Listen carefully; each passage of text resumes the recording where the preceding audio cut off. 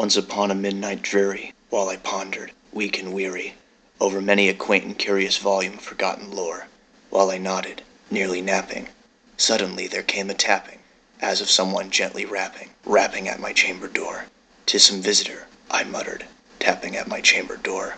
Only this, and nothing more. Ah, I distinctly remember it was in the bleak December, and each separate dying ember wrought its ghost upon the floor. Eagerly wished the morrow, vainly I had sought to borrow from my books surcease of sorrow for the lost Lenore.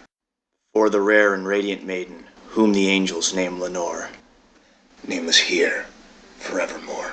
And the silken, sad, uncertain rustling of each purple curtain filled me with fantastic terrors never felt before, so that now, to still the beating of my heart, I stood repeating, "'Tis some visitor entreating entrance at my chamber door, some late visitor entreating entrance at my chamber door. This is it, and nothing more."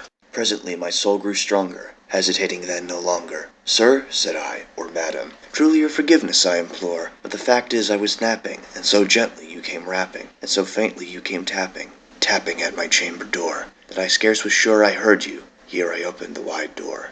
Darkness there, and nothing more." Deep into that darkness peering, long I stood there, wondering, fearing, doubting, dreaming dreams no mortal ever dared to dream before.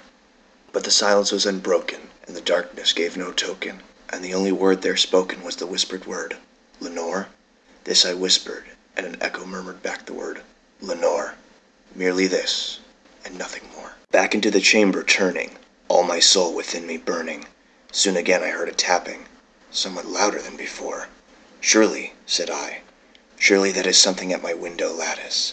Let me see, then, what thereat is, and this mystery explore.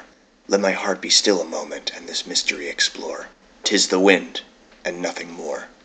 Open here I flung the shutter, when, with many a flirt and flutter, in there stepped a stately raven of the saintly days of yore.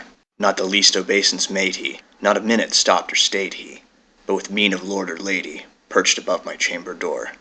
Perched upon a bust of Pallas, just above my chamber door. Perched, and sat, and nothing more. Then this ebony bird beguiling my sad fancy into smiling, by the grave and stern decorum of the countenance it wore. "Though thy crest be worn and shaven, thou," I said, "art sure no craven, ghastly grim and ancient raven, wandering from the nightly shore.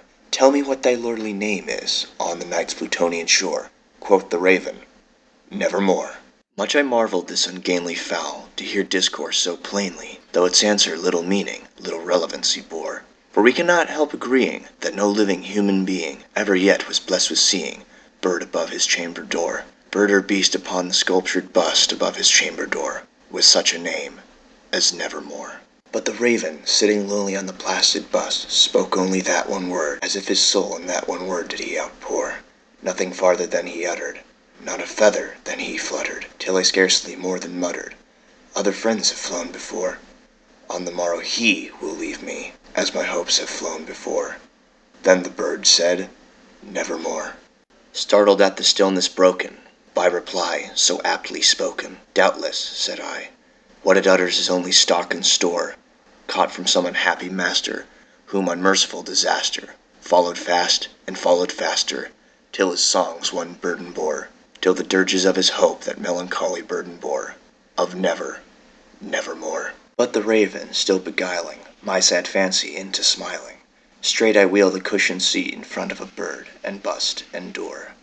Then upon the velvet sinking, I betook myself to linking fancy unto fancy, thinking what this ominous bird of yore meant in croaking "Nevermore." This I sat engaged in guessing, but no syllable expressing, to the fowl whose fiery eyes now burned into my bosom's core.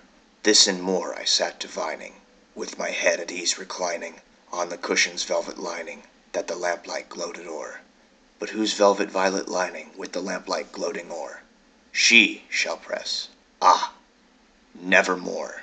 Then, methought, the air grew denser, perfumed from an unseen censer, swung by seraphim whose footfalls tinkled on the tufted floor. "Wretch," I cried, "thy God hath lent thee, by these angels he hath sent thee, respite and nepenthe thy memories of Lenore. Quaff, oh quaff this kind nepenthe, and forget this lost Lenore." Quoth the raven, nevermore. Prophet, said I, thing of evil. Prophet still, if bird or devil, whether tempter sent, or whether tempest tossed thee here ashore, desolate, yet all undaunted, on this desert land enchanted, on this home by horror haunted, tell me truly, I implored, is there balm in Gilead? Tell me, I implore. Quoth the Raven, nevermore. Prophet, said I, thing of evil. Prophet still, if bird or devil, by that heaven that bends above us, by that God we both adore, tell this soul with sorrow laden, if within the distant Aidenn it shall clasp a saint and maiden, whom the angels name Lenore, clasp a rare and radiant maiden, whom the angels name Lenore. Quoth the Raven, nevermore. Be that word or sign of parting, bird or fiend, I shrieked, upstarting. Get thee back into the tempest and the night's Plutonian shore. Leave no black plume as a token of that lie thy soul hath spoken. Leave my loneliness unbroken. Quit the bust above my door. Take thy beak from out my heart, and take thy form off of my door. Quoth the Raven, nevermore. And the Raven, never flitting, still is sitting, on the pallid bust of Pallas just above my chamber door, and his eyes have all the seeming of a demon's that is dreaming, and the lamplight o'er him streaming throws his shadow on the floor. And my soul from out that shadow that lies floating on the floor, shall be lifted nevermore.